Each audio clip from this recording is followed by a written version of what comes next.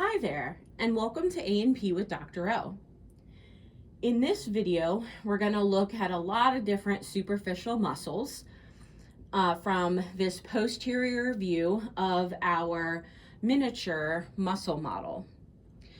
And unlike some of the other videos I have done on muscles, this one is not going to focus on one particular area.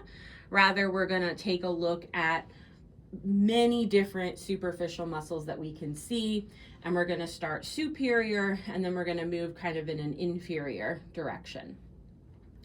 So if we start up at the top, we can see the occipitalis right here.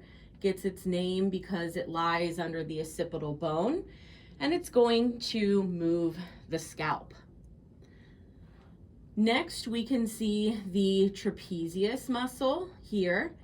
It gets its name because it has the shape of a trapezoid, and it is going to be involved in shoulder shrugs. So if you shrug your shoulders up, if you elevate your shoulders, that is the action of the trapezius. We can also see the deltoids here on either side on the shoulders, and those muscles are going to abduct the humerus.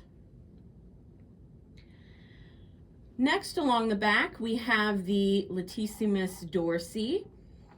So that's this large muscle here that we can see on the back.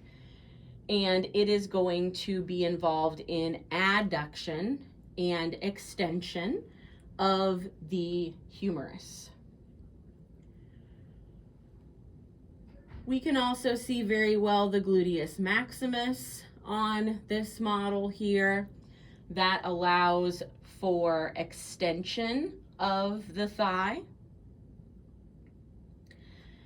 And then we can also see our hamstrings group. So here's our biceps femoris, and then we've got our semitendinosus, and then peeking out underneath, it's a little harder to see on this smaller model, but underneath is the semimembranosus. Remember, semitendinosus, T for top, it's the one on top.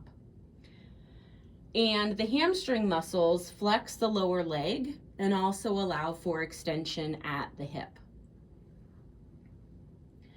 As we continue to move down, we can see the gastrocnemius here. That's our name for the calf muscle. It allows for extension at the ankle, plantar flexion, and then another way to think about that is standing on tiptoes. If you stand up on your tiptoes, then that's that plantar flexion, that's the extension at the ankle, and that's due to this gastrocnemius. And then of course we have one tendon that we're going to be looking at in particular, and that is the calcaneal tendon, also sometimes called the Achilles tendon.